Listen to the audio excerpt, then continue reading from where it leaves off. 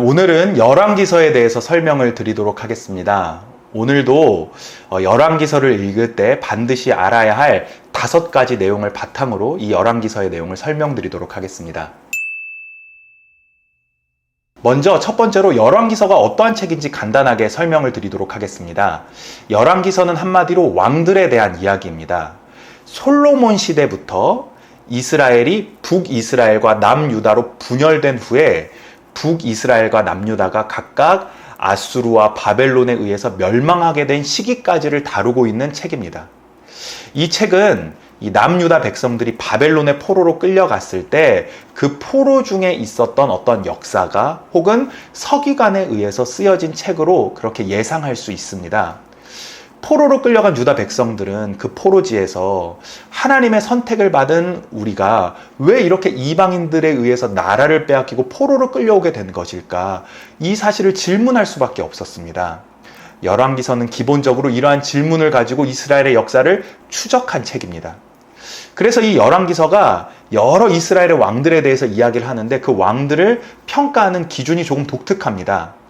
열왕기사에 나오는 왕들 중에 어떤 왕은 많은 업적을 남기기도 했고 또 어떤 왕은 나라의 전성기를 이끌기도 했습니다.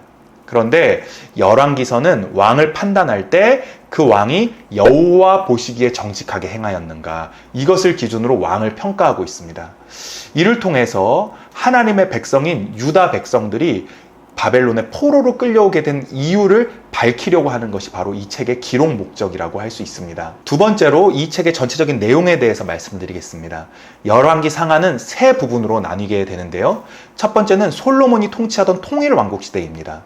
그리고 두 번째는 그 후 남유다와 북이스라엘로 분열된 왕국부터 722년 북이스라엘이 아수르에 의해서 멸망하기까지의 역사입니다. 그리고 세 번째는 북이스라엘이 멸망한 후부터 남유다의 멸망까지의 내용을 다루고 있습니다. 여기서 가운데에 있는 내용은 또다시 세 부분으로 구분이 될 수 있는데요. 북이스라엘에서 가장 악명이 높은 왕조가 바로 오므리 왕조였습니다. 그래서 오므리 왕조를 중심으로 오므리 왕조 전, 그리고 오므리 왕조 시기, 그리고 오므리 왕조를 심판한 예후 왕조부터 북이스라엘의 멸망까지로 구분이 됩니다. 그렇게 이 열왕기서는 크게 5가지의 내용으로 구분이 된다고 할 수 있을 것입니다. 세 번째로 왕들의 이름인데요. 이 열왕기서를 읽을 때 읽기 힘든 이유 중에 하나는 왕들의 이름이 굉장히 많이 나오기 때문입니다. 더군다나 북이스라엘의 왕과 남유다의 왕이 교차로 나오고요. 더 나아가서 북이스라엘의 왕과 남유다의 왕의 이름이 같은 경우도 있습니다. 그래서 이 책을 읽다 보면 헷갈리거든요. 이것이 북이스라엘의 이야기인지 남유다의 이야기인지 역사적으로 어떤 시대의 이야기인지 헷갈리게 됩니다. 열왕기서를 읽을 때 그래서 왕들의 이름을 머릿속에 어느 정도 넣어두고 이 내용을 읽으면 훨씬 열왕기서를 쉽게 읽을 수 있습니다. 저도 예전에 열왕기서를 읽을 때 참 많은 어려움을 느꼈는데 이 왕들의 이름을 어느 정도 머릿속에 넣어두고 열왕기서를 읽으니까 훨씬 열왕기서를 쉽게 읽을 수 있었습니다. 제가 신학교에 다닐 때 이 왕들의 이름을 노래로 불러서 외우곤 했는데 조금 민망하지만 한번 불러보도록 하겠습니다. 먼저 북이스라엘 왕의 이름인데요. 이 북이스라엘의 왕은 송아지라는 동요의 가사를 개사해서 불렀습니다. 여로보암 나답 아사엘라 시므리와 오므리 아합과 아시야 요람 예후 여호아하스 요아스 여로보암 스가랴 살룸 무나헴 부가히야 베가 호세야 이것이 북이스라엘 19왕이라. 다시 한번 불러볼까요? 여로보암 나답 아사엘라 시므리와 오므리 아합과 아시야 요람 예후 여호아하스 요아스 여로보암 스가랴 살룸 무나헴 부가히야 베가 호세야 이것이 북이스라엘 19왕이라. 네, 이렇게 외우시면 됩니다. 그리고 남유다 왕들의 이름은요, 학교종이 땡땡땡이라는 동요의 가사를 개사해서 불렀습니다. 르호보암 아비암 아사 여호사밧 요람 아시아 아달랴 요아스 아마샤 우시야 요담 아스 히스기야 므낫세 아몬 요시야 여호와하스 여호야김 여호야긴 시드기야 이것이 남유다 20왕이라. 네, 다시 한번 불러볼까요? 르호보암 아비얌 아사 여호사밧 요람 아시아 아달랴 요아스 아마샤 우시야 요담 아스 히스기야 므낫세 아몬 요시야 여호와하스 여호야김 여호야긴 시드기야 이것이 남유다 20왕이라. 네, 이렇게 외우시면 됩니다. 한 두세 번 불러보시면 왕들의 이름이 머릿속에 아마 익숙하게 자리 잡히실 것입니다. 이 왕들의 이름을 통해서 우리가 몇 가지 알 수 있는 사실이 있는데요. 북이스라엘은 남유다에 비해서 역사가 짧음에도 불구하고 왕의 숫자가 남유다와 비슷합니다. 이것은 북이스라엘이 그만큼 왕이 자주 교체되었다는 의미입니다. 또한 남유다는 르호보암 왕 이후에 다윗의 후예들이 왕조를 계속해서 이어가는 반면 북이스라엘은 수시로 반란이 일어나서 왕조가 바뀌게 됩니다.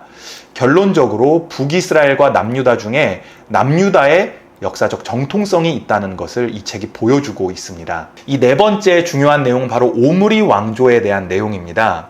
북이스라엘의 왕조 중에서 오므리 왕조가 굉장히 중요합니다. 왜냐하면 이 오므리 왕조 시대에 그 유명한 엘리야와 엘리사 선지자가 활동했기 때문입니다. 이 시기에 많은 기적들이 일어나기도 했습니다. 오므리 왕조는 오므리, 아합, 아하시아, 요람 이렇게 4명의 왕에 불과하고 시대적으로도 40년밖에 되지 않는 짧은 시기입니다. 하지만 열왕기서 전체의 이 오므리 왕조를 다루고 있는 분량이 약 3분의 1을 차지하고 있습니다. 사실 이 오므리 왕조 시대에 북이스라엘은 가장 부강했다고 합니다. 그럼에도 불구하고 열왕기서는 이 오므리 왕조에 대해서 매우 부정적으로 평가하고 있습니다. 왜냐하면 앞서 말씀드린 것처럼 이 오므리를 비롯한 그의 후예들이 우상을 숭배했기 때문입니다. 그 중에서 가장 악명 높은 것이 바로 아합 왕입니다. 아합은 시돈 왕 엣바알의 딸 이세벨과 결혼을 한 후에 사마리아의 바알을 위한 신전을 건축했습니다. 이 신전에서 바알과 아세라를 섬기는 사제가 850명이나 있었다고 합니다.